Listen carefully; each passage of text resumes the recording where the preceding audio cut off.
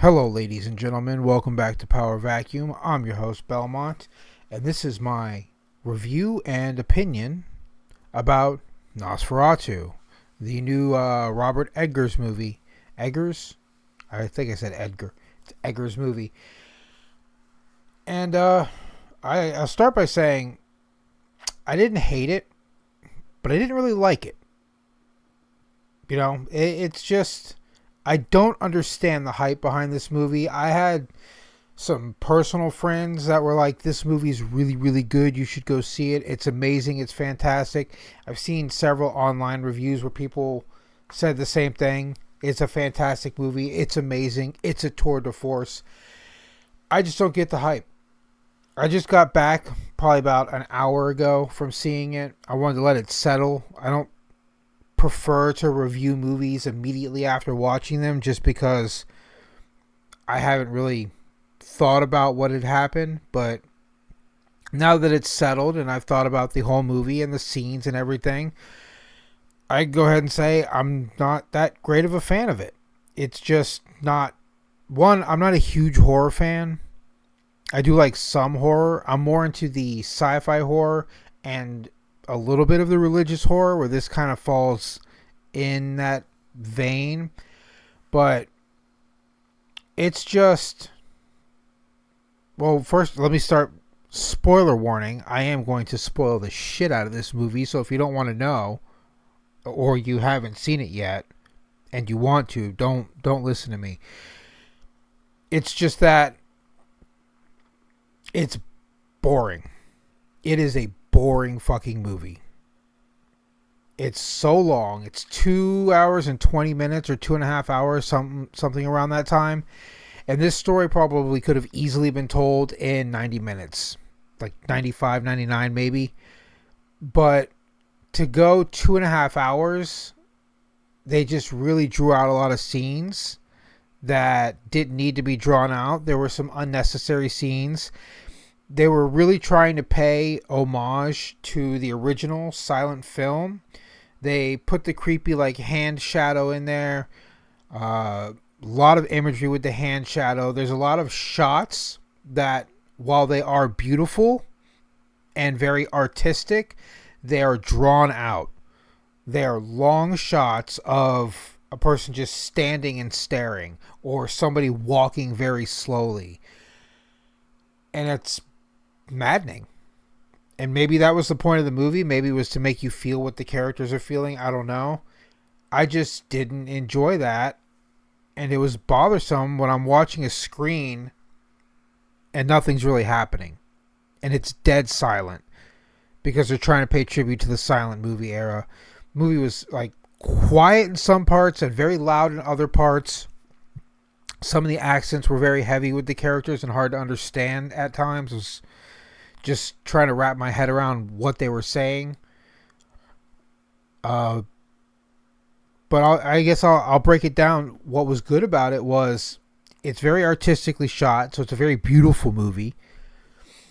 The performances by everyone was great.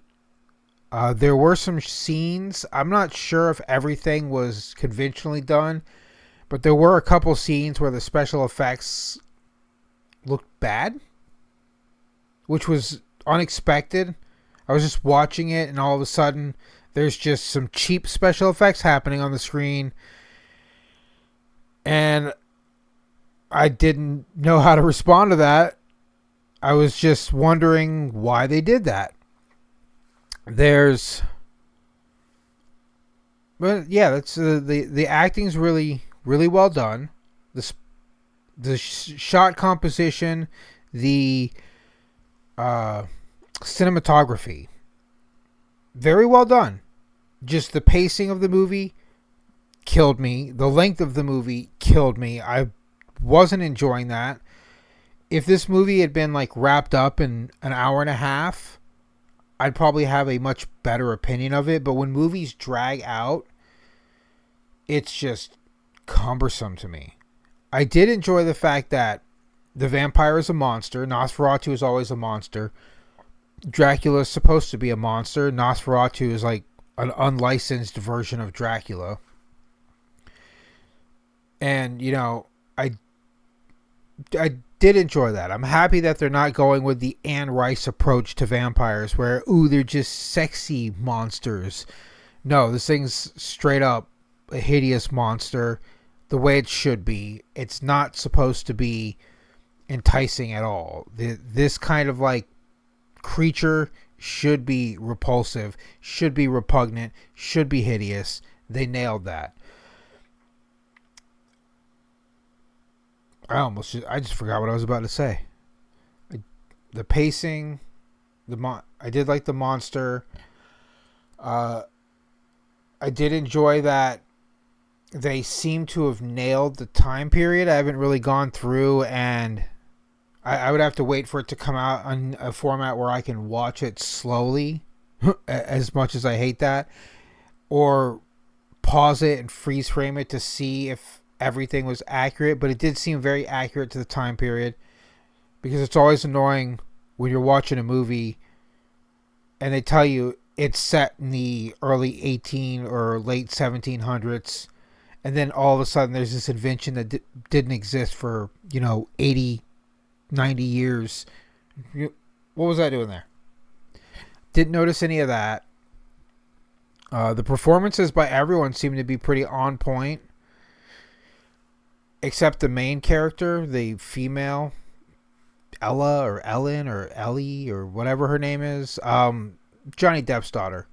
She is flailing to the point in a lot of the scenes that it's almost comical. I had to make an actual effort not to laugh at certain points in the movie because of the way she's moving around. I wanted to laugh. I'm stifling a laugh, looking around, trying not to make people upset because they're probably already annoyed with the fact that I'm going, ugh. Like audibly groaning at certain scenes and kind of like stifling a chuckle because of the way she was moving around and the way she flailed. It didn't look like possession. It looked like somebody faking a possession. And that's basically what it is. It's acting, but it looked like acting. It didn't fit with the scene in the movie. But yeah, I mean, I'd probably give this a 6 out of 10. It's not a horrible movie. It's not a great movie. I just can't stand it when movies draw out the plot for no reason. Right? There's this one scene that, also another scene I almost laughed at. He murders these two daughters. Aaron Taylor Johnson's in the movie. He does an amazing performance, by the way. He's got like the weirdest agent because they keep putting him in shit movies, and then he'll do like 3 shit movies in a row and then one like stellar performance that tells you, hey, this guy has chops. He can act. He's deserves to be an A-lister. But his daughters get killed, and it just looks as if they're giant dolls when Nosferatu throws them down. Like, they flop. I get they're supposed to be dead because he just killed them. But it was another scene where I was trying not to laugh because they looked like dolls. And I was just, that was a giant doll. That was a giant fake baby kid. That was just one of those things. That scene got me. The flailing got me. There's a few scenes like that in the movie where it's almost immersion breaking because it's so either over the top or so noticeable that I had to not laugh out loud so as not to get asked to leave a theater, because sometimes if you're laughing inappropriately in a movie, they'll ask you to leave. I mean, you don't have to leave if they ask you, unless they show up with police. But it's an alright movie.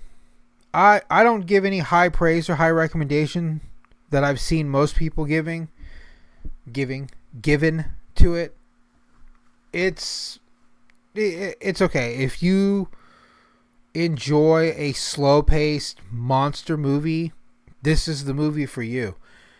But for me, I was just bored most of the time. And when there was like action happening, it wasn't so enthralling and intense that it made me go, oh, what's happening next? Oh, I'm riveted. I'm on the edge of my seat. I was just a little bit bored the whole time. The beginning, I was a little bit interested, but it starts kind of fascinating and then really falls off with the fascination and gets into the art house. It's an art house film. That's basically what this is. It's a big old art house film, and I have to be prepared for that. I went into the theater expecting a creature horror film and got a slow burn paced creature horror film.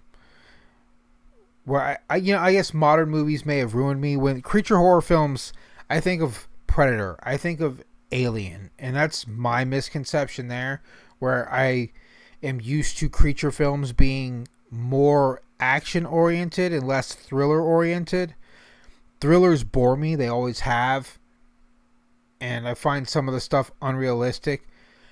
I will give them props for making the movie sad, because the ending is sad as fuck.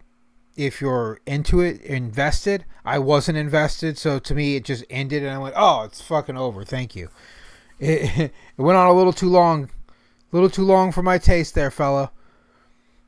Which is weird, because when I watched The Witch, which I believe is the same director, I think that movie's long too, but that movie the whole time I was like, ooh, what's happening? What's going on? Where this one I'm just like, yep. Oh, yeah. And that's probably because the story is almost beat for beat the same as the original. If you could manage to watch the original, I watched it a long time ago for film, when I was in film and doing like film studies and stuff.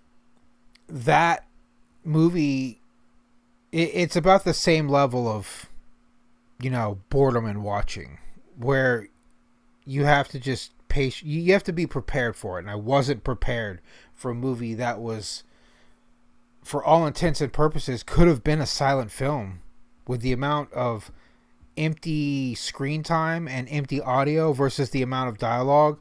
There's the vast majority of the movie has no dialogue, no talking in scenes, where there's just people walking or people doing things.